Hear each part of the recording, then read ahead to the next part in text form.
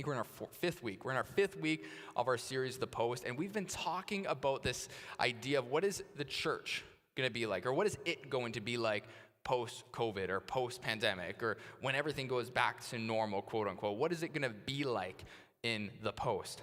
So today, sermon title, no surprise, it has the word post in it, but it is Post Up.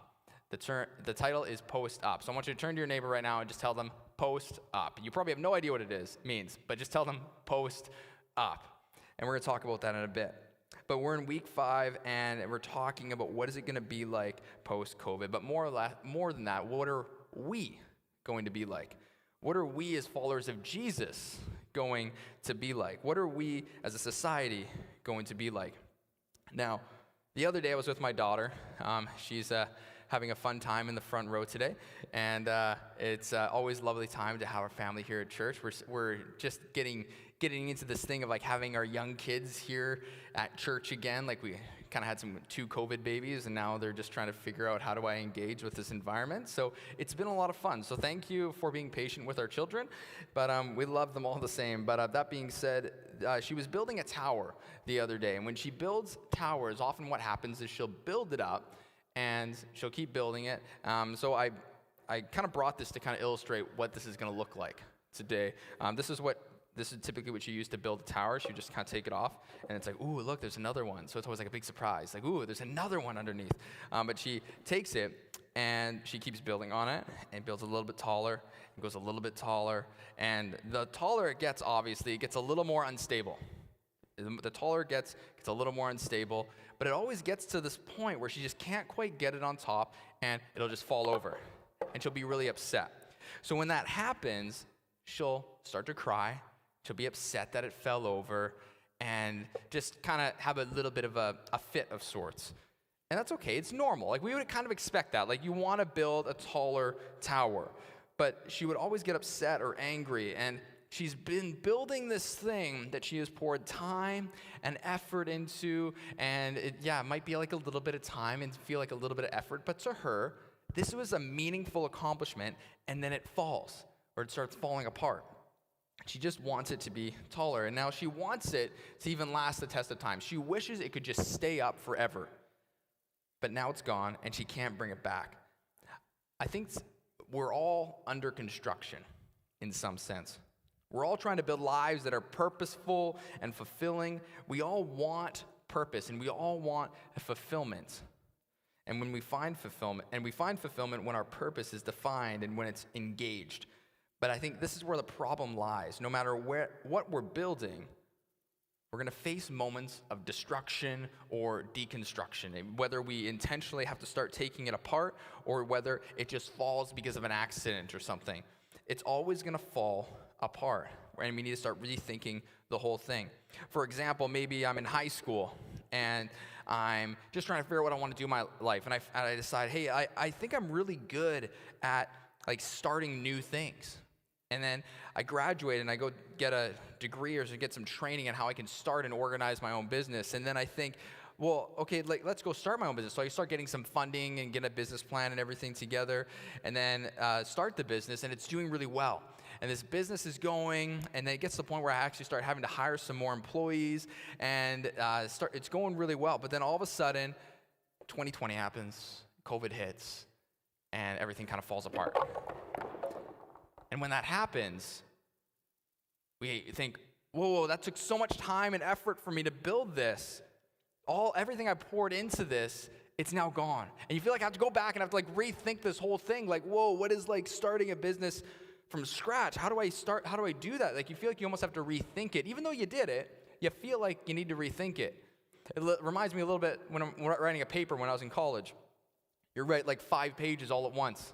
And you start writing those pages, and you're just like, oh, this is going great. I'm in the zone. I'm writing these pages. And as you're writing them, you realize, oh, like I haven't saved, but then your computer, it crashes. And all your work, it's gone. Your work's just gone. Like, it's not bringing it back as much as we try. Be like, oh, it's saved somewhere in my computer.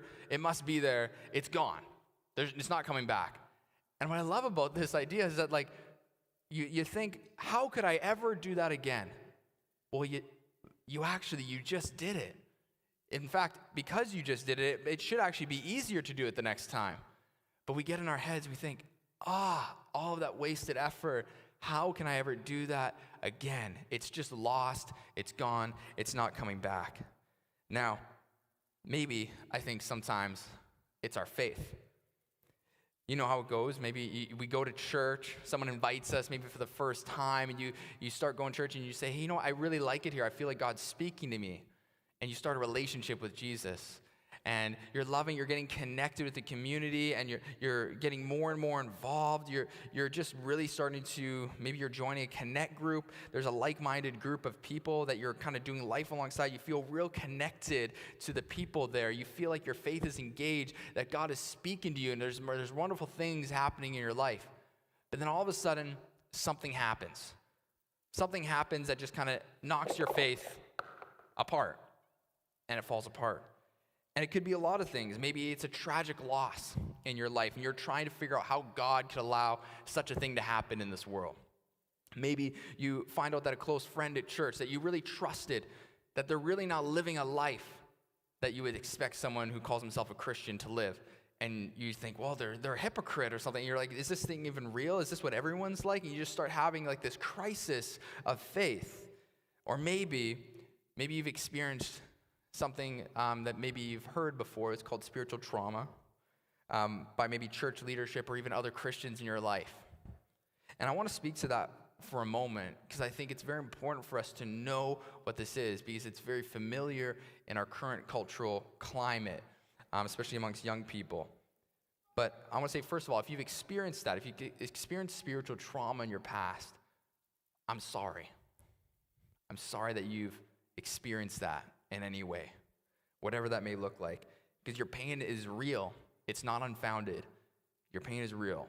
What you went through is real, and I'm sorry that you went through that. I'm sorry that you were hurt by the church that is supposed to be the living body of Christ, that we are the hands and feet of Jesus, and you were hurt by what was supposed to be the living body of Christ. And supposed to be the best representation of Jesus to a world who so desperately needs him. And you were hurt by that. So I'm sorry that you were hurt. It's not right what happened to you. I'm sorry that it did. And we will do, and say as a leader in a church, I'll say we will do better. We will do our best to do better, becoming better followers of Jesus and be more like him. But you may have heard of the term faith deconstruction. And maybe you have a bunch of ideas about what that looks like. Some different thoughts and ideas. Maybe you agree with it, or you're not for it, whatever that may be.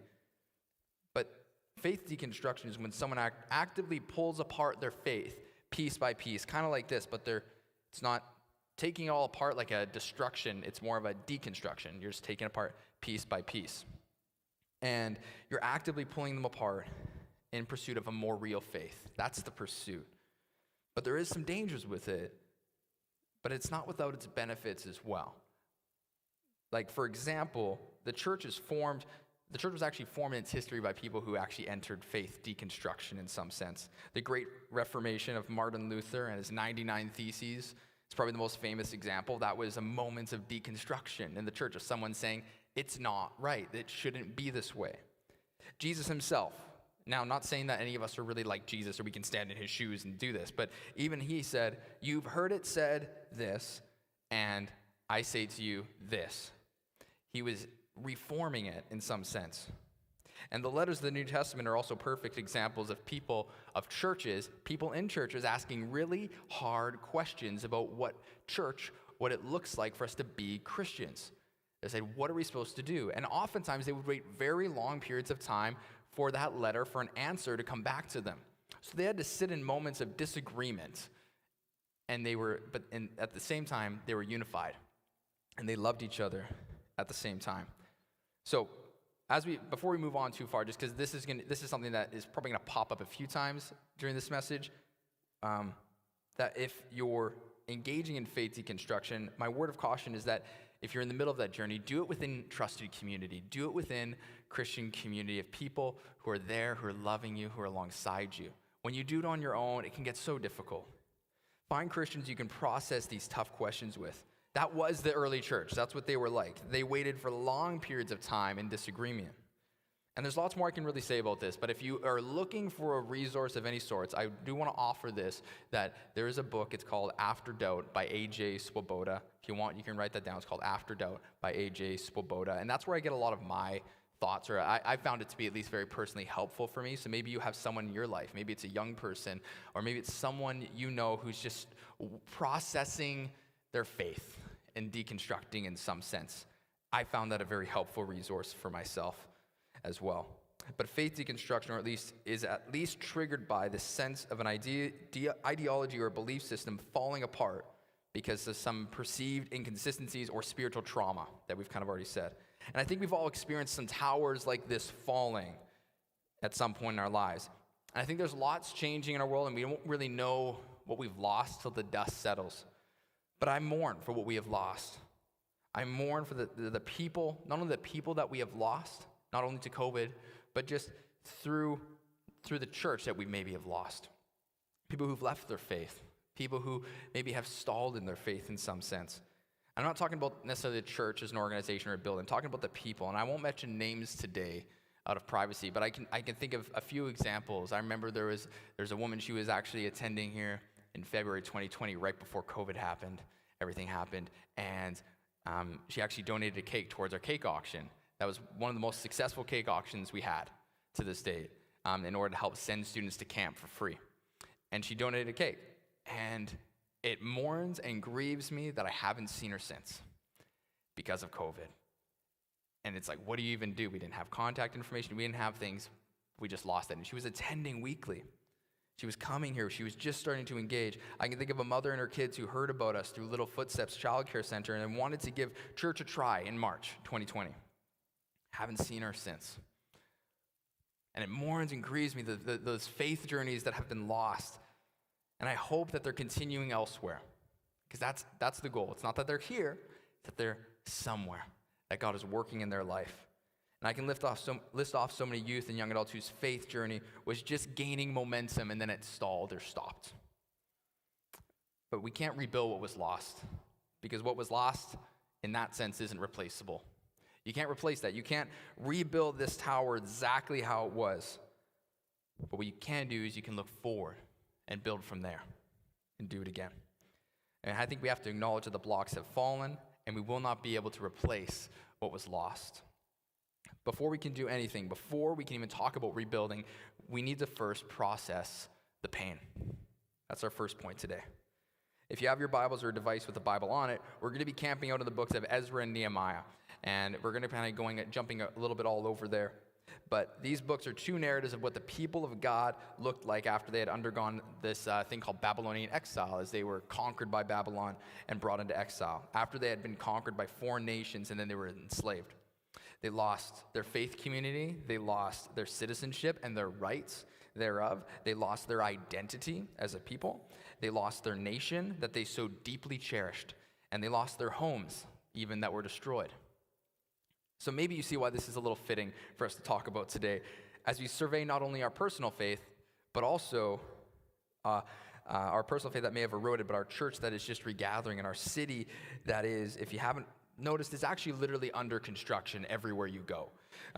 But also, our province is facing wildfires and restrictions, and our country is in the midst of an election, and our world as we watch what is happening overseas in other countries. There's so much going on. We feel like there's a rebuilding that needs to happen. And Israel had a remarkable history as this small nomadic nation that moved around, and it rooted itself in the Promised Land, one of the most pivotal and strategic pieces of land even to this day. And under the reign of King David and his son Solomon, they built a marvelous kingdom where Solomon's temple to this day is considered one of the greatest structural achievements of mankind. It was considered a remarkable feat. But Israel had failed to submit themselves to God, and they were ultimately conquered by the Persians and the Babylonians. And the temple, Jerusalem, and its walls were completely destroyed. The book of Ezra talks about the emotional landscape of what that looked like as they attempted to rebuild the temple. So they had just completed the temple in this verse we're going to look at here. And it gives us a bit of a context for what we're going to today and what they were going through. This verse is the reaction when they saw the completion of the rebuilt temple. It says in Ezra chapter 3, verses 12 to 13, "But many of the older priests, the Levites, the family heads, who had seen the first temple," that's first Solomon's temple that was built, "they wept loudly when they saw the foundation of this temple, the new temple they had just rebuilt. But many others shouted joyfully. The people could not distinguish the sound of the joyful shouting from that of the weeping, because the people were shouting so loudly, and the sound was heard far away. There were people who remembered what was lost, and they focused on how what was rebuilt was not as good as what they had lost. They were so focused on what they lost that once they rebuilt it, they couldn't see past that. And then there were those who shouted joyfully because of what they had gained, because they didn't remember what they had lost. They didn't have any sense of what they had lost. They just had the completion, like, wow, we've not had this before. But also the noise was so loud that you could hardly distinguish how people were really doing. I don't know if you've seen social media lately. It's a trip, let me tell you. If you just look at the comment section of any post, just do that at your own risk, actually. I'm not even going to say that, go look at it. Just look at it at your own risk. But the noise is loud, and it's heard very far away. The noise is loud because people are hurting, and they want a better future.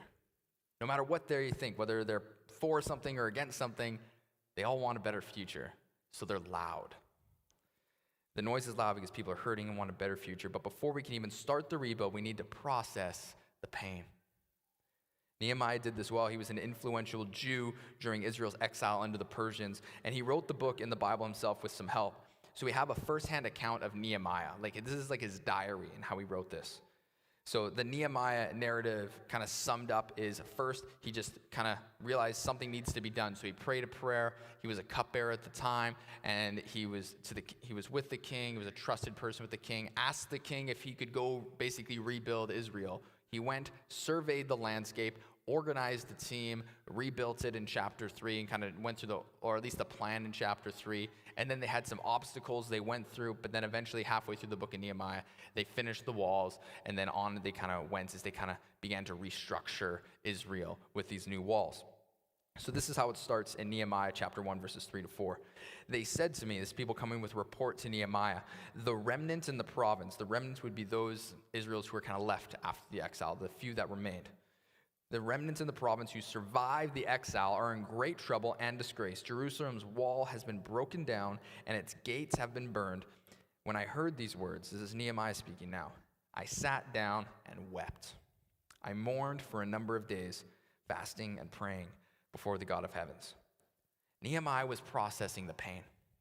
Now, my daughter, she cried when her tower fell. And let me tell you, she wasn't quiet about it. She didn't stuff those feelings deep down inside. In our family, we have a lot of big feelings, and we don't like to suppress. We prefer to express. So that's what she did.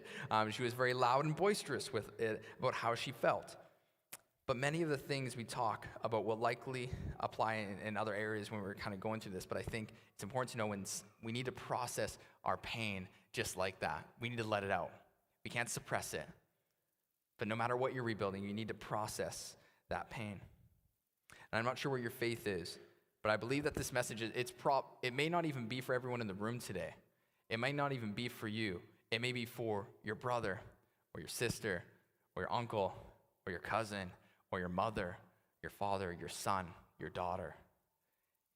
Maybe it is for you. Maybe it's even for you to help process for yourself so you can help walk with people who are trying to rebuild their faith. And it's actually going to give you the tools to help walk with those people. But it's important for us to know that when I'm processing our pain, there's a few things to remember. We need to take it to God in prayer. He is, after all, as the Bible says, he's our wonderful counselor. So we need to take it to him. We need to talk to trusted people in our life. We need to talk to them and process these things. And it takes time. It says Nehemiah took a number of days, but it may take you a number of months, and that's okay. It may even take years. But you need to process it. And also you need to, don't be fake about it. Be open and honest. It says later on in Nehemiah, it says that people could see that Nehemiah, he was sad. They could tell that he was sad because he wasn't trying to fake it. He wasn't trying to just put a smile on everywhere he went. He let it show that he was sad and he was upset. Lastly, maybe that next step that maybe you need to take is you need to find an actual counselor, a trained professional who can walk with you. Like I always tell this with people who maybe need a counselor is that what you could do, you could process this hurt or these feelings, and it may take you years. But if you found a trained professional, they could walk you through those thoughts and feelings, maybe even just a few sessions. It will just expedite it so much faster. So I want to encourage you, if you need to, maybe find a counselor to help process any pain you've had. But once we've processed our pain, we can move forward. Nehemiah, he didn't stay in that state of processing. That can become unhealthy if you stay there too long. But we need to move on, and we talk about how do we actually rebuild our faith. How do we rebuild our faith? We need to know the promise. We need to know the promise. Whenever I'm faced with a problem, I always need to ask myself, well, what is the things that I do know? Because there's a lot of things that you don't know with a problem. But what do you know? What are the things that you do know? Instead of focusing on those hypotheticals or anything like that or different factors involved, just kind of eliminate all that and be like, what are the things that I do know? Nehemiah, he was faced with a problem and he focused on what he knew, and he knew God's promise. It says in chapter 1, verses 8 and 9, he said this prayer, and he actually brought up God's promise. It says, please remember what you commanded your servant Moses. So he's going way back, going to Moses. If you are unfaithful, I will scatter you among the peoples. But if you return to me and carefully observe my commands, even though your exiles were banished to the farthest horizon, I will gather them from there and bring them to the place where I have chose my name to dwell. So if you're processing these pain and emotions of what this last 2 years has kind of wrought in your life, best place to start, once you've processed your pain, is know the promise. Know the promise that God has for you. Nehemiah knew that even though Jerusalem was in ruins, that God, he had a plan to restore it. He had a plan to gather people back together. So he said, there is a promise. I need to know the promise. But God never left them. God never left them. Even though they were scattered, God never left his people. There's so many books in the Old Testament that reference these different times where God was actually there in the midst of the exile. God did not abandon them. And God is not absent in our struggle today. In fact, he's actually promised us many things. It says this in the Bible, a few things. It says he is in control. God has promised he will comfort us. He has promised that he will renew our strength when we hope in him, that he will be with us in our struggle. And Jesus said that whoever follows him will not be in the dark, but will have the light of life. And he said that those who remain in him will produce fruit. Above all else, God promised that whoever believes in him, whoever follows him, whoever submits to him will have eternal life. That's the ultimate promise. God wants a relationship with you, as we said earlier. And he is a good father who wants to provide for you, to care for you, to protect you. Even though you may feel like your world is crashing around you, that your tower is falling, that everything's falling in front of you, God is saying, I'm protecting you. What Alinea didn't know is that there was a roof over her head, that there was a house around her, that she was still protected. But you can kind of get lost in the moment and think that everything's just crashing around you. Nehemiah, he knew the promise. And if we want to rebuild our faith in our lives, once again, we need to know the promise. When Alinea, when she gets upset when her tower falls, she can get, just really worked up. But she knows that her dad is right there to comfort her. She knows that he's right there. And to be honest, I don't care about the tower. I don't really care about what she was building. And that sounds silly. Like, it sounds like, what do you mean you don't care? Well, I don't care, but I care about her. And because she cares about the tower, I care about the tower. And then God, in the same way, when he sees our towers falling, whether it's our faith or something else we're building, whether it's just a career or a life or whatever it may be, when he sees that, and he sees it falling, he sees that we're upset by it, he cares about it too. And he cares about you. He cares about you in those moments. And I think that's a bit of a glimpse at the father heart of God, that he cares about you so much, that he cares about the things that you're upset by, even if he's not really upset by them. He cares about those things. I think we can forget that sometimes God has actually prepared a place for us that isn't going to fall. And that's kind of that overarching idea that he is there. It's never going to fall. It's never going to crumble. And he's going to protect us no matter what. And our God, he sees us in our struggle with our world as we try to build up our towers. And they're not going to stand the test of time. And he cares about you. So when your heart hurts, his hurts. But that's why we call the Holy Spirit the Comforter. He's right there comforting you in the midst of that. But we need to know the promise that he is always with us, ever present in our pain and our process. But then we also need to pray for purpose. Nehemiah was a man of purpose, but Nehemiah's purpose came out of a position that God had actually placed him in. At the end of chapter 1, and at the verse 11 there, it actually says this little line, and I love it. It says, "At the time, I was the cupbearer." At the time, I was the king's cupbearer. And the king's cupbearer, it can sound like a pretty lackluster job, but if you knew what a cupbearer is, it's someone who's actually responsible for the king's cup to make sure that no one poisons the cup. So this person is actually considered the most trusted person by the king, that they are considered someone that he can rely on, that no matter what, they've got his back. So what's so interesting about this is that the king trusted a Jew who was in exile to be his cupbearer. So I think that speaks volumes to how trustworthy Nehemiah was. That at the time, he was in a place of trust. So I want you to think right now, what is our position right now? What's your position right now? What's our position in the larger story of it? Because at that time, Nehemiah, he was the cupbearer.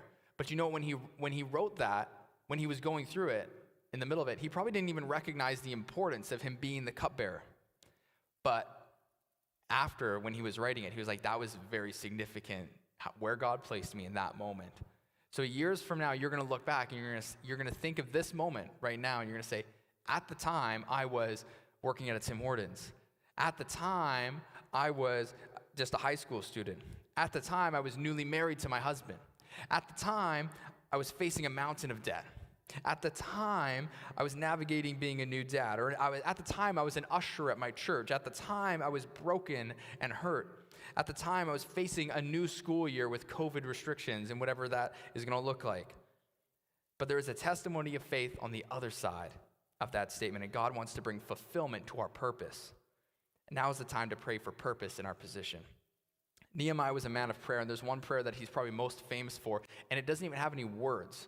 That's why I love it so much.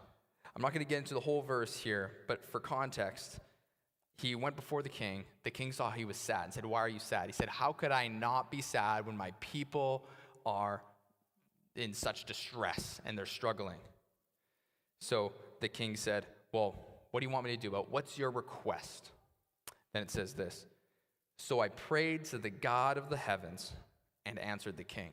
That was the prayer. There wasn't even words for that prayer. It just says, he prayed to the God of the heavens. And he said, "If it pleases the king, and if your servant has found favor with you, send me to Judah and to the city where my ancestors are buried, so I may rebuild it." We don't know exactly what Nehemiah prayed for. But judging by his request in the aftermath, we can say that he prayed for purpose. He prayed that God would use his position for purpose, that the position he was in as the cupbearer would not be used in vain, but it would be meaningful, that there would be a purpose to his position in that. So regardless of our position and where we're at, whatever that was, however you filled in that blank, at this time I was blank, regardless of that, we need to pray that God's purpose would be fulfilled. And we need to pray that we would receive our life's purpose and direction. We need to pray that wherever we are, that we would be living into the purpose that we were made for and placed for. Because the future of God's church, of our world, of your family, of you and your faith, the future, the way forward, the way through is paved with purposed people. The future is paved by purposed people who are willing to be placed in difficult circumstances and have difficult conversations like Nehemiah. Now, I want to make this tangible for you today. Let's not think big, let's actually think small. The future is paved with purposed people who are willing to be placed in difficult circumstances and face difficult moments for the purpose of building a better family, of building a better marriage, of building a better relationship with your kids, and most importantly, a better faith. When you have purpose, you have the drive to face the barriers between you and the fulfillment. Just like the king Artaxerxes, right when he was between him and Nehemiah was like, I have to go to him. I have to talk to him in order for me to rebuild these walls. He had purpose, and he was willing to go there with boldness. And Artaxerxes, eventually, he allowed him to go quite easily, actually, because you could see that God's favor was upon him. And then he surveyed the land and his plan for this great work that he was about to do. And you can see that because Nehemiah, he had processed his pain and he prayed for purpose, and he was blessed with progress, which is the next part. We need to pursue the progress. And I've noticed something fairly common in a lot of people, in most people, is that a lot of people like to start new initiatives, programs and projects and processes, but few people actually endeavor to complete those things. Like, people like to start things and do new things, but finishing something is hard. I often get about like 95% of the way through the book, or like even 60% of the way, and I'm like, I got most of it, I'm good. I don't need to finish it. Most people don't want to finish things. I don't know, another example, when I think of my house, there's so many times in a week, or even in a month, like I will say to Aaron, I was like, I really need to paint those baseboards that I installed 3 years ago, and I really need to paint them. But, so I see this in myself. So maybe it's not for you. Maybe I'm just preaching to myself this morning. That's okay. But I believe that we want progress, but few people are disciplined to pursue it. And the only way that anything will ever see completion, even if it's the completion of a phase, is by pursuing the progress. Nehemiah was obsessed with progress. And if you read chapter 3, I want to encourage you, go home and read chapter 3. It is one of the most strategic leadership decisions that anyone has ever made. How he structured the rebuilding of these walls. He did this whole thing, and he restructured the whole walls within 52 days. It only took him 52 days, and how he structured it was one of the most strategic things probably anyone has ever done. But he was obsessed with progress. He pursued the progress. Now, the word I noticed there says he was tasked to rebuild the walls. But that word, it doesn't mean make it like new. It doesn't mean build up the tower exactly how it was. It means that you need to strengthen the walls. He says the walls need to become strong again. The word meant not to make it exactly how it was, just make them strong. Now, these walls, they probably weren't the prettiest walls. They weren't like the most aesthetically pleasing walls that you have ever seen. They didn't have shiplap or anything on them. They weren't the prettiest walls. They probably had maybe a bit of duct tape or something on them. But the point was that they were strong. They needed to be strong. So when we think of us, when we think of our progress, whenever we build anything in our life, whether it be our family, our marriage, or career, or your house even, the goal is not for it to look perfect or pristine or pretty, it's for it to be strong. The same is with our faith. When you're pursuing progress in your faith journey, don't become so focused on having all the answers, on looking like the best Christian, like you have it all together, like you know exactly what you're doing. That's not the progress you want. And you can take it from someone who's tried it. The goal is to have a faith that is strong, that is rooted in a strong attachment to your purpose as a follower of Jesus, as one who's given their life to him. So how do you pursue progress in your faith? You pray. You spend time with God. You make it personal. You tell God things that you would never tell anyone else. Trust God when he presses things upon your heart, and take leaps of faith. If he tells you to pray for someone in public or pray for someone, and you're just like, I don't even know what to pray. The point is not to know what to pray. The point is to have a conversation with God. The point is to invite him into a process with someone when you pray for someone. Your faith is strengthened when you share your testimony with someone, the beautiful work that God has done in your life. We don't need to make it think like, oh, Jesus saved me and did all this. We don't need to make it super not relatable to anyone. Just say, God did this in my life. God took care of that mountain of debt in my life, and this is why. That's our story. That's our testimony. That's not necessarily our job as a church to share your story for you. That's you. That's your role to play. You share that story. Each and every person in this room and watching online has a beautiful story that God has done in your life. You have an opportunity to share that. People deserve to hear your story. Continue on in Nehemiah chapter 6, 3-4. It's one of my favorite parts of the story. It says, so I sent messengers to them. He's talking about, to give a bit of context, he's talking about in this part where he's building the wall. The wall's almost done, and people start getting on him about, hey, you should they start being like, hey, maybe you should slow down. We don't really like what you're doing. And they keep trying to distract him, some of the enemies, not the people who are rebuilding the walls, the people who are outside the walls saying, hey, we don't like what you're doing. They're trying to distract him, trying to get him to stop. So he said this, Nehemiah 6, 3-4. So I sent messengers to them saying, I am doing an important work and I cannot come down. Why should the work cease while I leave it and go down to you? 4 times they sent me the same proposal, and I gave them the same reply. Our work of rebuilding our faith in this post-pandemic world is an important work, just as Nehemiah was doing. It's an important work, and you shouldn't cease. You shouldn't stop. Don't leave it half done. Don't leave it half done. Don't let it become stale.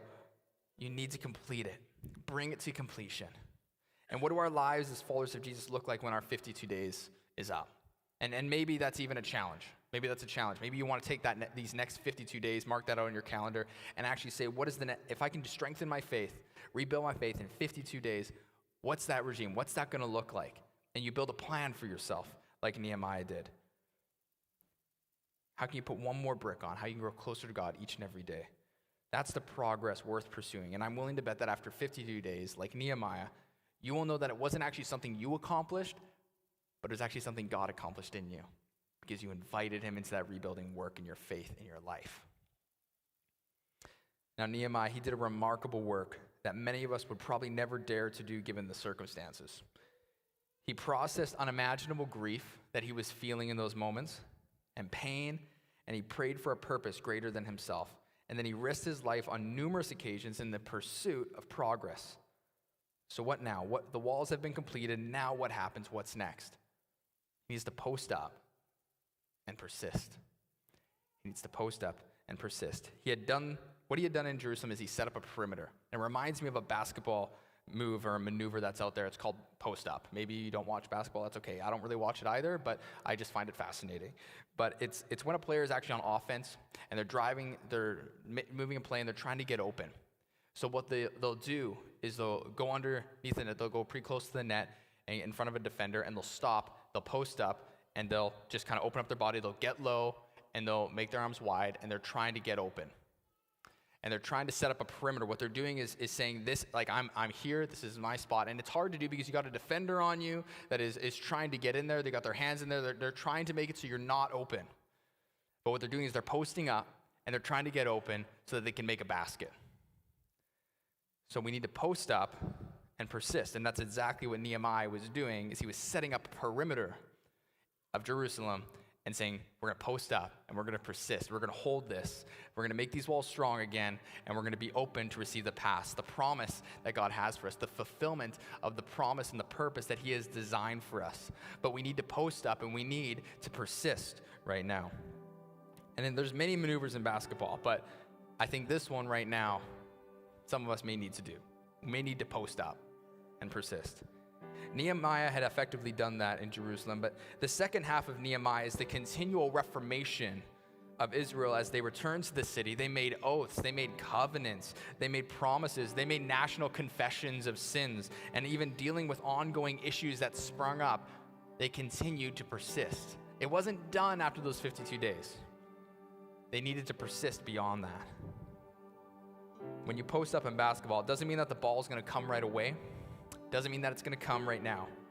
You're going to have to persist. You have to keep trying to get open no matter what maneuver you have to do. You may have to post up multiple times until you can receive the pass.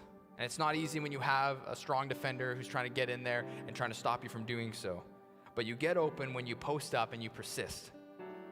Our faith, especially our faith journey, it takes persistence. You can't give up. When you're rebuilding your faith like this, you can't give up. Even if it falls down again, you need to get back up and continue trying to rebuild it. And it's not going to be perfect until we get to heaven, where God has prepared a place for us to be there with him. We can process our pain, and we can pray for purpose, and we can pursue the progress, but if we do not post up and persist, our faith will wither and die. And you won't see God move in your life. We won't feel the presence of God. We won't see God working in us, through us, and around us. And because you failed to post up and persist in the continual rebuilding, the strengthening of your faith, we need to rely on God. We need to post up and persist. So I want you to ask yourself, what is it you need to do to post up and persist? Maybe you need to take that 52-day thing we kind of talked about as an idea. Maybe you need to give your life to Jesus. You need to start that relationship. Maybe you need to rededicate yourself. You know what? I've kind of strayed from this relationship with Jesus. I need to come back to that. Maybe for you feel like you need to go public your faith. No one really knows that you're a Christian. You need to go public and get baptized. We'd love to help you make those decisions. Maybe you need to find like-minded Christians in a connect group of sorts. Some small group of people who you're studying with, you're doing this alongside in this faith journey. Whatever it is, I want you just to write that down. Whatever you feel like God is leading you to do right now, I want you to write that down. Maybe it's in your phone. Maybe I even tell our students this. Just write it on your hand, like literally air write it. The point is that you remember it. The point is that you do it. It's a physical thing of you actually trying to remember that you're doing this. Because if you don't do it, you won't remember it. You won't remember when you leave this place. When you go home, you'll forget about this moment that at the time I was blank. I was sitting in church on August 29th, and God was calling me to do this. Then I did. To post up means to keep those walls strong. It means developing those spiritual disciplines in our life to continue to fortify and building you up. It means praying consistently. It means fasting, maybe. Maybe not even food, but removing something for a season that is going to help you to rely on God more. It means carving out time for silence and solitude in your life, to hear God's still small voice amongst all the noise. It means always being mindful of what your next step is. We talk a lot with our students about this as well, is that it's the best way to follow Jesus, or how you follow Jesus, is just one step at a time. Just keep taking that next step, whatever that is. The goal is not to go all the way to the goal. It's just take that next step. Wherever Jesus goes, whatever he's doing, just be close to Jesus and take that next step towards him. That's how you follow Jesus. My prayer for you today is that if and when you hit those moments where you feel like giving up on God, throwing in the towel, quitting on church, faith, and Jesus altogether, that you will recognize that the faith you're rebuilding is an important work. And it deserves your attention and intention. Not just for yourself, but for your kids, for your family, and their kids, and the future of the church, not just First Ave, but globally. The future is paved with purposed people. Before we can rebuild, we need to process the pain. Then we need to know the promise. Then the promise will ground us so that we can pray for purpose. And our purpose will lead us to pursue the progress. Once we've rebuilt our strength, then we post up and we persist. Would you stand with me as you're able as we finish today? We sang this song earlier, and I find it fitting that we end with it today. It's Who You Say I Am. The world is going to say a lot of things about us. It might say we're conservative or progressive or out of touch or spiritual or off our rocker or humanitarians or unconventional. It may say a lot of things about us, but our concern is not about what the world says about us. We need to know that our foundation, the very bedrock of our faith, is built upon the promise of who God says we are. We're laying the groundwork right now. So as we sing this song, it's about who God says we are. It's the groundwork for rebuilding our faith. It's not about getting back to normal. It's about moving forward. It's about building a faith and a future that is stronger than what was. Are you with me, church? Let's proclaim this promise together.